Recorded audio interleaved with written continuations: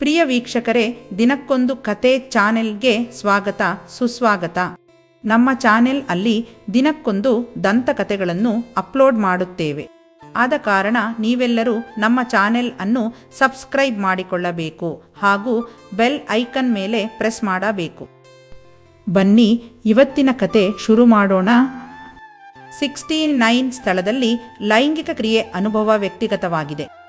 ಇದು ಉತ್ತಮವೋ ಅಥವಾ ಕೆಟ್ಟವೋ ಎಂಬುದು ನೀವು ಮತ್ತು ನಿಮ್ಮ ಸಂಗಾತಿಯ ಅನುಭವ, ಆಸಕ್ತಿ ಮತ್ತು ಸಮ್ಮತಿಯ ಮೇಲೆ ಅವಲಂಬಿತವಾಗಿದೆ.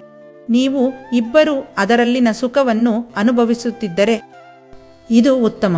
ಆದರೆ ಯಾವುದೇ ಒತ್ತಾಯ ಅಥವಾ ಅಸಮಾಧಾನವಿದ್ದರೆ ಅದು ಸೂಕ್ತವಲ್ಲ. ಸಂಬಂಧದಲ್ಲಿ ಪರಸ್ಪರ ಗೌರವ, ಸಂವಾದ ಮತ್ತು ಸಮಮ್ಮತಿ ಅತ್ಯಂತ ಮುಖ್ಯವಾಗಿರುತ್ತದೆ.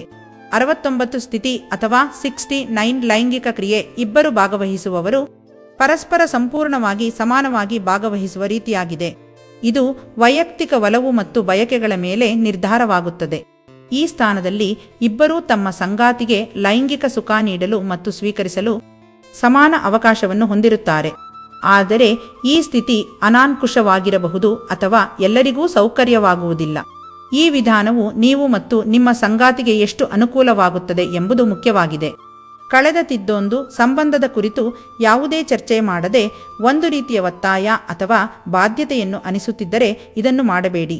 ಹೆಚ್ಚಿನ ಸಮಯದಲ್ಲಿ ಉತ್ತಮ ಸಂಗಾತಿ ಸಂಬಂಧವು ಪರಸ್ಪರ ಗೌರವ, ಪರಸ್ಪರ ಸಂವಾದ ಮತ್ತು ಇಚ್ಛಾಶಕ್ತಿಯ ಮೆಟ್ಟಿಲುಗಳ ಮೇಲೆ ನಿರ್ಮಿತವಾಗಿರುತ್ತದೆ. ಈ ಕಾರಣದಿಂದ ನಿಮ್ಮ ಅನುಭವವನ್ನು ಅನುಸರಿಸಿ ತೀರ್ಮಾನ ಮಾಡುವುದು ಉತ್ತಮ. 69 ಸ್ಥಾನದಲ್ಲಿ ಲೈಂಗಿಕ ಕ್ರಿಯೆ ನಡೆಸುವಾಗ ಫಿಸಿಕಲ್ ಮತ್ತು ಎಮೋಷನಲ್ ಕಂಫರ್ಟ್ ಎರಡೂ ಪ್ರಮುಖವಾಗಿರುತ್ತವೆ.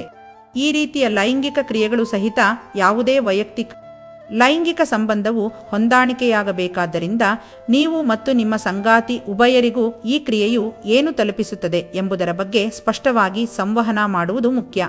ಈ ಸಂದರ್ಭದಲ್ಲಿ ಕೆಲವು ಪರಿಪ್ರೇಕ್ಷಣಾತ್ಮಕ ಅಂಶಗಳನ್ನು ಪರಿಗಣಿಸಬೇಕು.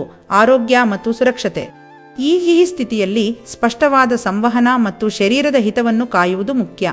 ಯಾವುದೇ ಅಸಮಾಧಾನ ಅಥವಾ ನೋವು ಉಂಟಾದಲ್ಲಿ ತಕ್ಷಣವೇ ಪರಿವರ್ತನೆ ಮಾಡುವುದು ಉತ್ತಮ. ಆಸಕ್ತಿ ಮತ್ತು ಒಲವು. ಈ ರೀತಿಯ ಲೈಂಗಿಕ ಕ್ರಿಯೆಗಳು ಉಭಯರಿಗೂ ಸಮಾನವಾಗಿ ಆಸಕ್ತಿದಾಯಕವಾಗಿರಬೇಕು. ಯಾವ ರೀತಿಯ ಒತ್ತಾಯವಿಲ್ಲದೆ ಪರಸ್ಪರ ಸಮ್ಮತಿಯ ಮೇಲೆ ಕ್ರಿಯೆ ಮಾಡುವುದು ಮುಖ್ಯ. ಸಂವಹನ.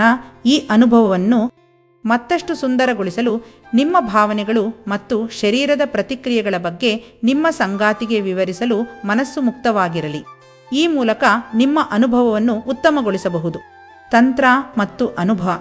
ಪ್ರತಿ ವ್ಯಕ್ತಿಯ ಶರೀರವು ವಿಭಿನ್ನವಾದ ಪ್ರತಿಕ್ರಿಯೆಗಳನ್ನು ನೀಡುತ್ತದೆ. ಹಾಗಾಗಿ ಈ ರೀತಿಯ ಲೈಂಗಿಕ ಕ್ರಿಯೆಗಳಲ್ಲಿ ಹೊಸ ಅನುಭವಗಳು ಅಥವಾ ತಂತ್ರಗಳನ್ನು ಪ್ರಯತ್ನಿಸುತ್ತಿರುವಾಗ ತಾಳ್ಮೆ ಮತ್ತು ಪರಸ್ಪರ ಸಹಾಯ ಮುಖ್ಯ. ಇವೆಲ್ಲವನ್ನೂ ಗಮನದಲ್ಲಿಟ್ಟುಕೊಂಡು ನೀವು ಮತ್ತು ನಿಮ್ಮ ಸಂಗಾತಿ ಎರಡರಿಗೂ 69 ಸ್ಥಾನವನ್ನು ಅನುಭವಿಸಬಹುದಾದ ರೀತಿಯಲ್ಲಿ ಪರಸ್ಪರ ಅನುಕೂಲವಿರುವುದನ್ನು ಪರಿಶೀಲಿಸಿ.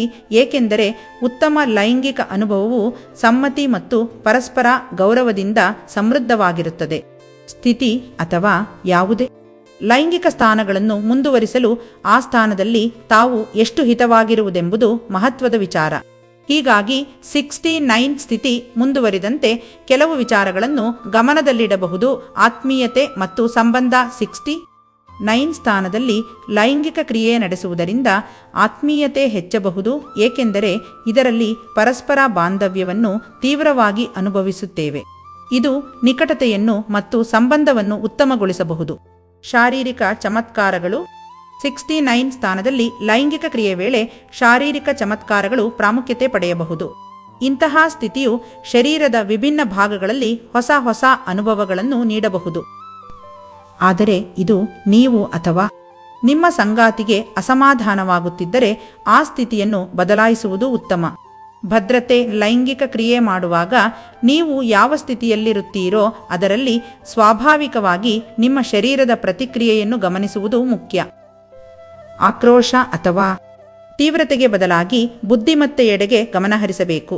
ಈ ಸಂದರ್ಭಗಳಲ್ಲಿ ಒಬ್ಬರಲ್ಲೊಬ್ಬರಿಗೆ ಪರಸ್ಪರ ಹೇಗೆ ಬೆಂಬಲ ನೀಡಬಹುದು ಎಂಬುದರ ಬಗ್ಗೆಯೂ ತಿಳಿದಿರಬೇಕು. ಮೈಕುದುರಿಕೆ. ಲೈಂಗಿಕ ಕ್ರಿಯೆಯು ಎಷ್ಟು ಸಮಯ ಇರುವುದೆಂಬುದಕ್ಕೆ ಗುರಿಯನ್ನು ಹೊಂದಿರದಿರಿ.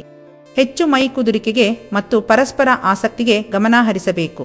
ಈ ಮೂಲಕ ಲೈಂಗಿಕ ಅನುಭವವನ್ನು ಹೆಚ್ಚು ನಿಜವಾದ ರೀತಿಯಲ್ಲಿ ಅನುಭವಿಸಲು ಸಾಧ್ಯವಾಗುತ್ತದೆ. ಸಮ್ಮತಿ ಮತ್ತು ಸಂಭಾಷಣೆ. ಲೈಂಗಿಕ ಕ್ರಿಯೆ ಯಾವುದೇ ಸ್ಥಿತಿಯಲ್ಲಿರಲಿ ಇದು ಪರಸ್ಪರ ಸಮ್ಮತಿಯೊಂದಿಗೆ ಇರಬೇಕು. ನೀವು ಮತ್ತು ನಿಮ್ಮ ಸಂಗಾತಿ ನೀವು ಅನುಭವಿಸುತ್ತಿರುವುದರ ಬಗ್ಗೆ ನಿರಂತರವಾಗಿ ಮಾತನಾಡುವಂತಿರಲಿ. ನೀವು ಯಾವುದೇ ರೀತಿಯ ಅಸಮಾಧಾನವನ್ನು ಅನುಭವಿಸುತ್ತಿದ್ದರೆ ಅದನ್ನು ತಕ್ಷಣವೇ ವ್ಯಕ್ತಪಡಿಸುವುದು ಉತ್ತಮ. ತಿಳುವಳಿ: ಲೈಂಗಿಕ ಜೀವನವು ಸಂಭಾಷಣೆ, ಪರಸ್ಪರ ಗೌರವ ಮತ್ತು ಉಭಯಪಕ್ಷೀಯ ಒಲವುಗಳ ಸಮ್ಮಿಲನವೇ ಆಗಿರಬೇಕು. ಲೈಂಗಿಕತೆ ಆನಂದದಾಯಕವಾಗಿರಲು ಅದು ನಿಮ್ಮ ಮೆಚ್ಚುಗೆಯನ್ನು ಅನುಸರಿಸುವಂತೆಯೂ ಸಂತೋಷವನ್ನು ಹೆಚ್ಚಿಸುವಂತೆಯೂ ಇರಬೇಕು.